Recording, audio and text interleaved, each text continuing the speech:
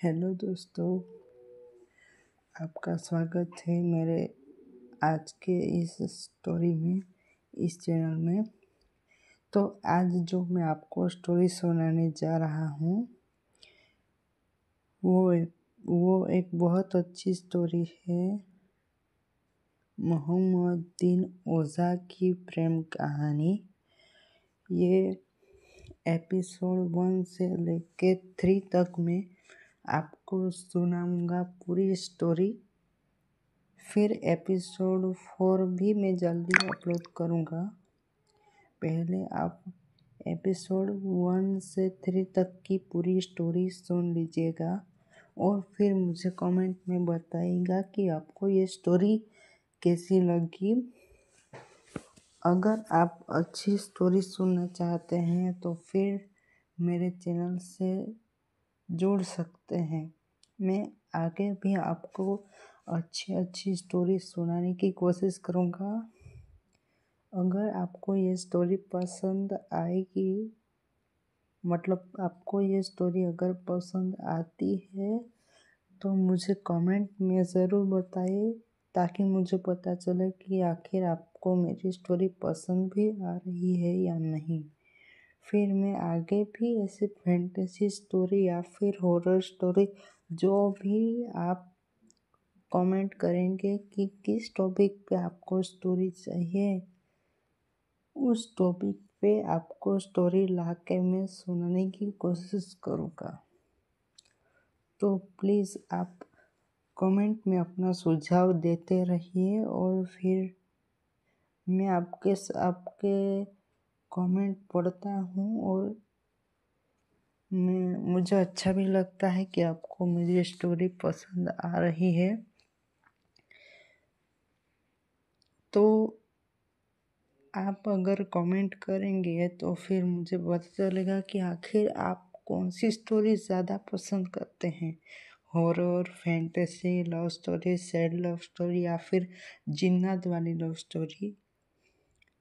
मैं सोच रहा हूँ कि जिन्नात वाली स्टोरी भी मैं आपको सुनाऊँ, पर मुझे थोड़ा और टाइम दे दीजिए ताकि मैं आपको अच्छी स्टोरी सुना सकूं, और जिन्नात वाली स्टोरी भी मैं आपको सुनाने की कोशिश करूँगा। तो ज़्यादा देर नहीं करते हुए हम वीडियो स्टार्ट करते हैं। बहुत लंबा इंट्रो हो गया। तो इस स्टोरी का एपिसोड 1 स्टोरी का नाम है मोहम्मदीन ओझा की लव स्टोरी।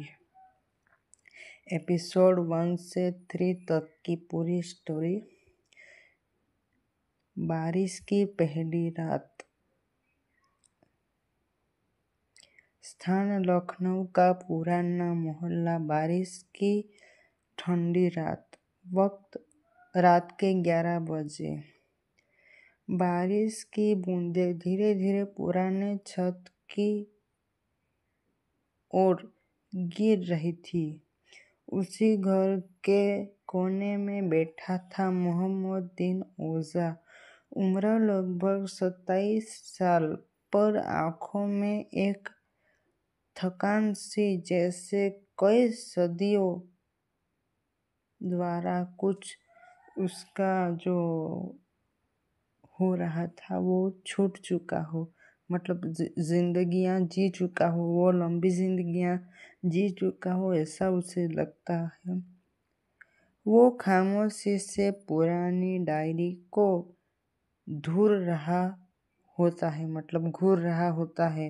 उंगलियां कांप रही थी, मानो किसी दर्द को दोबारा जीने की कोशिश कर रहा हो। डायरी के पहले पन्ने पर लिखा था, शबनम, अब तुम आई थी, मेरा दिल मुस्कुराया। मतलब जब शबनम आई थी तब वो मुस्कुराया था, और जब तुम गए तो मेरा सब कुछ चुप हो गया। फ्लैशबैक दिखता है इस कहानी में। वो पहली बार मिली थी शबनम से एक कॉलेज की लाइब्रेरी में। शबनम की आंखों में कुछ तो था, जैसे किसी भटके हुए शायर को अपनी गजल मिल गई हो। शबनम मुस्कुराकर कहती है, इतनी किताबें पढ़कर इश्क करना नहीं भूल जाओगे ना? मोहम्मदीन ओझा हंसते हुए कहता है, अगर तुम जैसी कोई कहानी मिली तो शायद असली इश्क वहीं से शुरू होगा। उस दिन के बाद वो रोज मिलने लगे। चाय की दुकान से लेकर पुराने जमे हुए किले तक हर जगह उनकी यादें बनी गई। लेकिन जैसे ही इश्क गहरा होता गया, शबनम की आंखों में एक डर उतरने लगा। वो कुछ छुपा रही थी, कुछ ऐसा जो मोहम्मदीन को तोड़ सकता था। एक दिन अचानक शबनम चली गई और अलविदा भी उसने मोहम्मदीन को नहीं कहा। कोई खत नहीं, बस उनकी किताबें और बीच में गुलाब रख के गई थी। वो सूखा हुआ था जो भी। 3 साल बाद उसी जगह उसी बारिश में बैठा मोहम्मदीन आज उसी गुलाब को घूर रहा था। वो अब ना मुस्कुराता, ना किसी से बात करता था।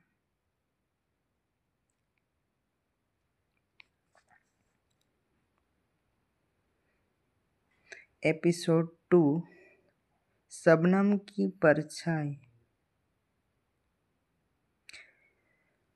उसी मोहल्ले की पुरानी गलियां, वक्त अगली सुबह, हल्की सी धूप और बारिश की मिट्टी की सीधी महक।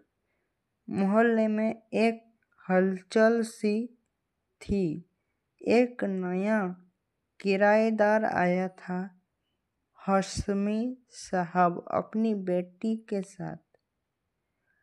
लोग बता रहे थे, लड़की बहुत शरीफ लगती है, पढ़ने में तेज है, लेकिन आंखों में अजीब सी तन्हाई है, जैसे कुछ उसे अंदर से खाए जा रहा हो।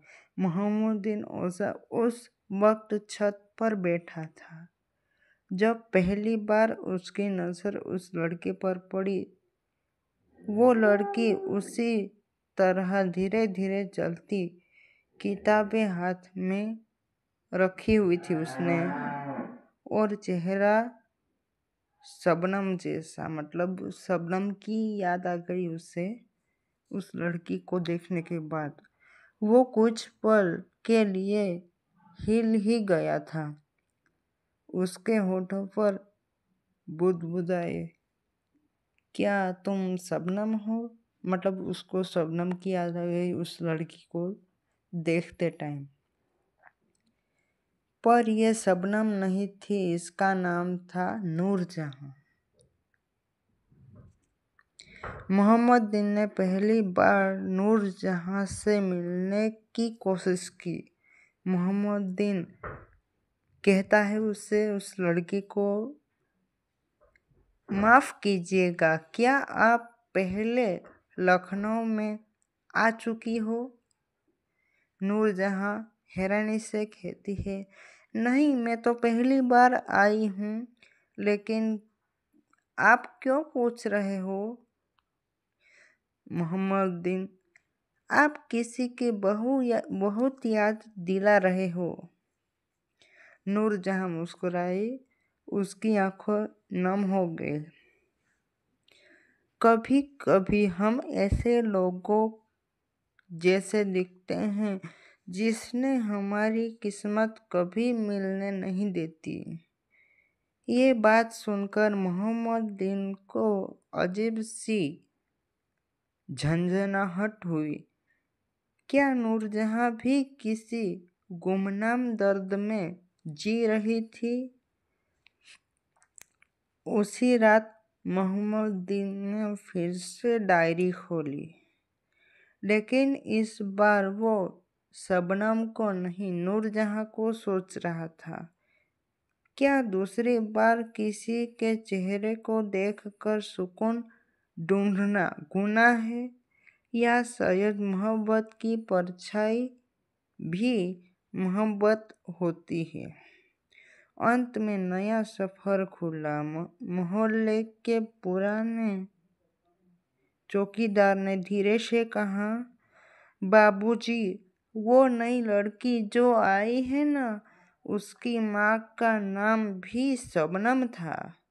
कुछ साल पहले यहाँ रहती थी। अब मुझे पता नहीं कि वो कहाँ रहती है। मोहम्मदीन के हाथ से चाय का कप गिर जाता है। क्या नूरजहां शबनम की बेटी है, या फिर कोई गहरा रहस्य उससे जुड़ा हुआ था?